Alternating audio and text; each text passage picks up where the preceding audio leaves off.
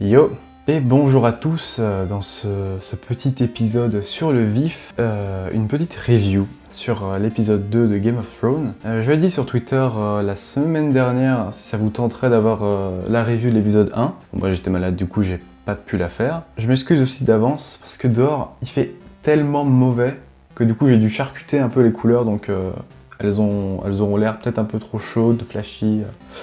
Voilà. Ça fait déjà depuis un petit moment que je suis de plus en plus tenté de faire des petits épisodes de review sur les grosses séries dans le genre. Donc bon, j'en ferai pas à tous les épisodes parce que tous les épisodes sont pas forcément bien. Par exemple là, le premier d'avant, bon, on en reparlera juste après, mais le premier épisode de Game of Thrones, il était... c'était un peu moyen quand même. Donc voilà, petite review parce que c'est ma chaîne et que bah les couilles, voilà.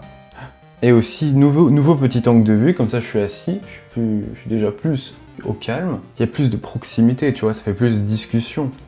Comparé à un épisode où je dis purement ce que je pense d'un truc, tu vois. D'ailleurs, vous pourrez toujours réagir en commentaire, hein. Ça sert aussi ça, l'espace commentaire, enfin bref. Alors avant toute chose, petit résumé de l'épisode 1. Et oui, à la fin il y a Daenerys qui arrive à perdre Dragon. Alors dans le nord, il y a Jon Snow, qui est le King of the North, plus personne ne conteste son autorité. Il y a la petite fille qui est badass. Si, la fille qui fait limite peur quand elle parle. Bah elle est bien badass, ouais. Elle affirme son autorité. Donc il y a Aeron qui ramène tous ses bateaux à Port-Réal pour apparemment faire un cadeau à Cersei. Et dans l'épisode 2, on en apprend plus sur ce cadeau fait à Cersei. Putain. Ensuite, il y a Sam chez des vieux. Là, j'avais pas compris au début, mais en fait, ça va, tranquille. On voit Ed Sheeran avec Arya.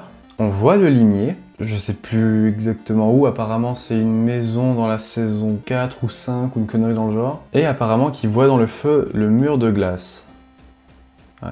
Il y a Sam qui voit Jorah. Enfin, on voit Jorah. Sam n'a pas encore vu Jorah, en fait. Et le fameux Shall we begin de Daenerys était très stylé.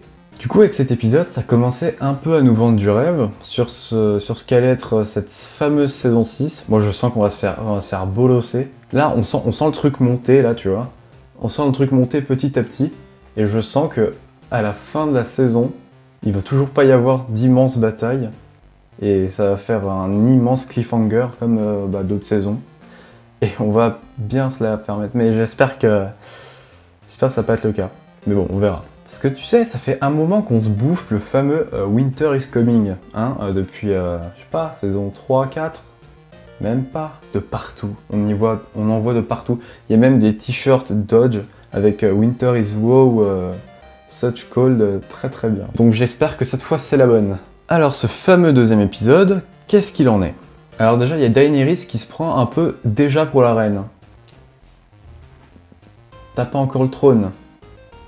Tu peux pas dire que tu es reine. Parce que quand t'es Daenerys, et que concrètement, t'as juste des dragons et plus ou moins une armée derrière toi, même, hein, tu peux pas dire à Jon Snow, viens t'agenouiller devant ta reine. Donc calme-toi Daenerys, tu n'es pas encore reine.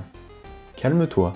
D'ailleurs, j'ai jamais trop pu aimer Daenerys en fait. Parce que le problème, c'est que dès qu'il y a un conflit avec elle, soit elle se fout à poil, dans le feu, hein, c'est mieux. Ou c'est toujours bien, mais bref. Soit elle déballe tous ses titres en pensant que ça va faire peur, soit rien. Soit elle se fait kidnapper. C'est bien, hein?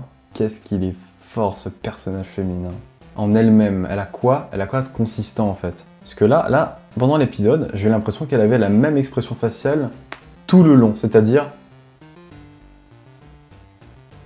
Bonjour, je suis Daenerys. Des fois je souris comme ça.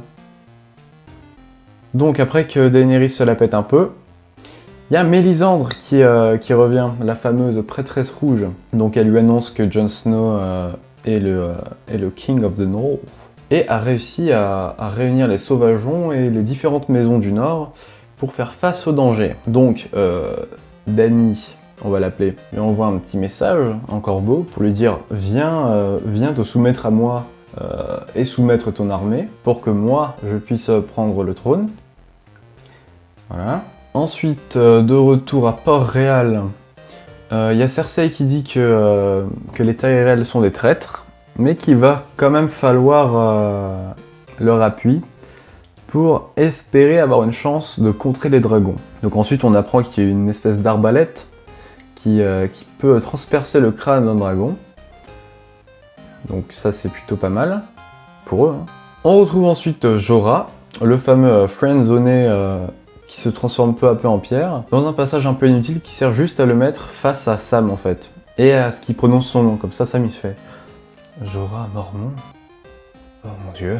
Donc ensuite, dans la même pièce à présent à Père Dragon, il y a Dany, Tyrion, la vieille Tyrell, donc Olenna Tyrell, la femme de Béryn, je sais pas comment elle s'appelle, enfin la veuve de Béryn, et Théon et sa sœur. Il y a Tyrion qui propose d'envoyer les troupes westérosiennes de Dorne et Tyrell pour le siège de Port-Réal, donc transporté par la flotte Greyjoy, qui mènera d'ailleurs à un beau combat à la fin de l'épisode. Ensuite, les Immaculés iront à Castral Rock, là où il y a la plus grosse puissance militaire des Lannister en fait. Donc là, le but en fait, c'est d'annihiler complètement toute aide extérieure militaire que pourraient avoir les Lannister en état de siège proche.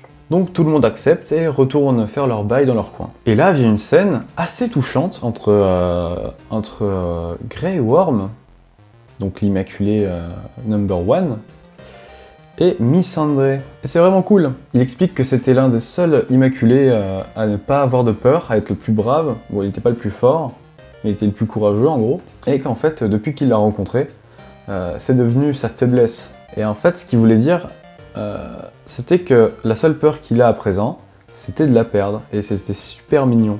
D'ailleurs, juste après, on a le droit à la première vraie scène de sexe. Première scène de cul de la saison, donc, ça fait plaisir. Voilà. Retour sur Sam, donc, il a apparemment trouvé un moyen de guérir l'apparente maladie de Jorah, qui a l'air d'être une maladie, du coup, si c'est curable. Si c'est guérissable, c'est que ça doit être une maladie, après tout. Il devient pas un homme de fer, il devient juste malade. Donc, Sam est parti pour exciser à peu près le tiers du corps de Jorah entier, de toutes les petites parties grises, et ça doit faire absolument mal. Genre, énormément mal. D'ailleurs, le réalisateur de cet épisode est vraiment un mec bien dégueulasse. Le mec fait une transition entre découper des parties de corps humain dégueulasses et bouffer un plat absolument affreux en gros plan. Ça fait qu'en fait, tu passes d'une scène où il y a Sam qui découpe des petits morceaux de peau à une scène où t'as un mec qui plonge sa cuillère dans un truc ignoble et qui genre fait délicieux. Non, c'est affreux. Bah du coup c'est bien réussi, c'est bien affreux. Mais non, arrêtez. Arya retrouve un de ses potes dans une auberge et il lui apprend que Jon Snow est devenu King of the North et qu'il n'y a plus les Bolton à Winterfell. Ni une, ni deux, Arya saisit son cheval et part vers Winterfell. Ouais. Donc ensuite elle arrive à faire un feu. D'ailleurs faudrait qu'on m'explique comment elle fait un feu alors qu'il y a de la neige absolument partout autour d'elle à 2 mètres de rayon du feu et que probablement tous les morceaux de bois doivent être humides ou au minimum mouillés. Se fait encercler par une meute de loups, donc là on s'attend à ce qu'elle meure, mais non. Vu qu'apparemment il y a son ancien loup qui revient pour la sauver, apparition très utile, vu que le loup se barre 20 secondes plus tard. Donc en fait,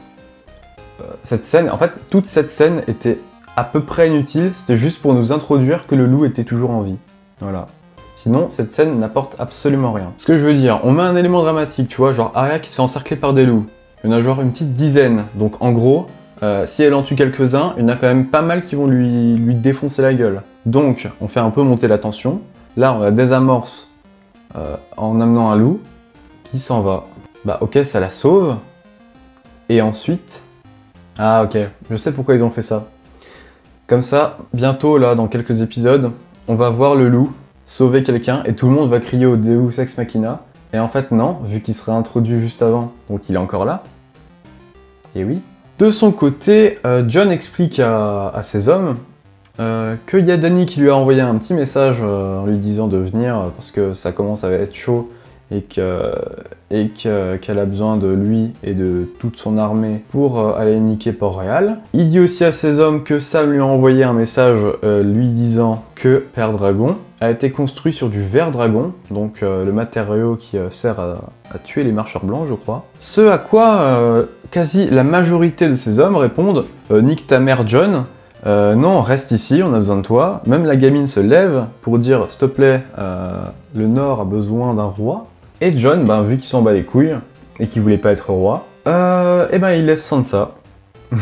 Il laisse Sansa aux commandes et il se barre. Non, mais c'est bien. Donc ensuite, on a une petite scène avec...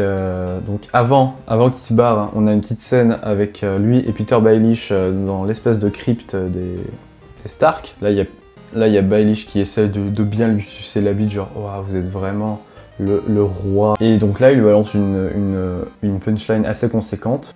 Vous n'avez rien à foutre ici. Et donc, lui, il se sent un peu menacé, tu vois. Il se dit, bon, allez, faut que je lui dise, ok, Jon, j'aime Sansa. Le mec se retourne, il l'étrangle si tu veux, et il lui fait « Si tu touches Sansa, je te tue de mes mains ». Ça m'a l'air assez convaincant. Alors la dernière scène de l'épisode, c'est la scène baston. En gros, il y a les Greyjoy avec toute l'armée qui était donc partie pour Port-Réal, qui se fait accoster par Euron Greyjoy, le fameux oncle FDP, qui a dit à Cersei un truc du genre t'inquiète, je vais t'offrir un beau cadeau. Donc faut croire que le cadeau c'est niquer tout le monde dans l'eau. Bah c'est plutôt réussi. Donc il massacre absolument tout le monde en fait. Il laisse derrière lui Théon, Malheur et Désolation. 3 mecs très sympas. Grosse blague. Non, en vrai, il prend en otage la sœur de Théon, la veuve d'Oberyn, une de ses filles, les 2 autres sont cannées, hein. Ça c'était assez prévisible. Et il y a Théon qui finit l'épisode dans l'eau comme un déchet. Voilà. Ça représente parfaitement l'image que tout le monde avait de lui depuis quelques saisons. C'est assez triste, mais... voilà.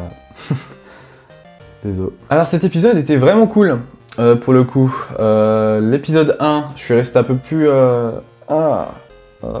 peu pour moi, tu vois. Là, c'était cool, il y avait de l'action, il y a un peu du développement. On sait quel va être le plan de Dany, ça c'est cool. On sait qu'on peut tuer un dragon avec une arbalète qu'il y a à Port-Réal. On connaît maintenant plus ou moins toutes les alliances qui vont se former. Bah, on sait que Port-Réal vont être un peu seuls par contre. Ça, je sais pas qui ils vont trouver, mais va falloir se bouger quand même. Hein. Sinon, ils vont se faire péter le cul violent. Hein. Ouais, donc ça annonce une saison assez dynamique. Après, c'est dommage pour Dany et ses potes qu'il y ait Euron Greyjoy qui ait tout défoncé. Franchement, il est passé... Tous les bateaux étaient en flammes. Le bordel. Le bordel. Alors, est-ce qu'il y a des personnages principaux qui meurent? Je ne crois pas. Non. Alors, je vais annoncer un truc. Je crois que Peter Baelish ne sert plus à rien. Et donc, ils vont pas tarder à le faire mourir. Il y a moyen qu'il meure. En fait, il y a autant moyen qu'il meure qu'il y a moyen qu'il reste limite jusqu'au bout et qu'il trahisse absolument tout le monde. Ça peut être encore envisageable. Après, bon, il aime Sansa. Ça va, au bout d'un moment, on s'en bat les couilles. T'aimes Sansa, personne ne t'aime. Alors après, je doute que les autres épisodes soient aussi chargés et cool que celui-là. Mais en tout cas, lui, il était cool. Donc je vais pas dire que ça change, parce que ce serait un peu trop méchant et de mauvaise foi, mais là, premier épisode, j'étais bon. Sur le premier épisode, j'étais un peu resté sur ma faim. J'étais pas vraiment re-rentré dedans. Là, on est dedans. Là, on est parti pour encore 8 épisodes bien vénère. Voilà, c'est à peu près tout ce que j'avais à dire sur cet épisode et sur l'épisode 1 globalement. Plutôt bon démarrage pour l'instant pour cette saison. J'espère que ça va continuer comme ça. J'ai pas encore vu le teaser de l'épisode 3, donc au pire, dites-moi en commentaire si vous voulez que je fasse une espèce de vidéo réaction au teaser. Je sais pas si j'aurai des trucs à dire dessus, mais ça peut toujours être intéressant. Donc comme vous voulez, à vous de choisir, vous avez le pouvoir. Et ben voilà, c'est tout pour moi. Du coup, si c'est la première vidéo que vous regardez de ma chaîne, vous pouvez toujours vous abonner. Je fais des chroniques de séries assez sympas. Et je fais des mini-views qui ont pour but de faire découvrir des petites nouvelles séries, petites ou énormes d'ailleurs. Là, il y en a une là qui s'appelle Gypsy sur Netflix qui m'a bien plu. Donc il y a peut-être moyen que je fasse un épisode dessus. Je sais pas, mais on va voir. On va voir, je sais pas encore. Sur ce, prenez soin de vous. Allez voir des séries. Ciao. Ah, c'est la merde.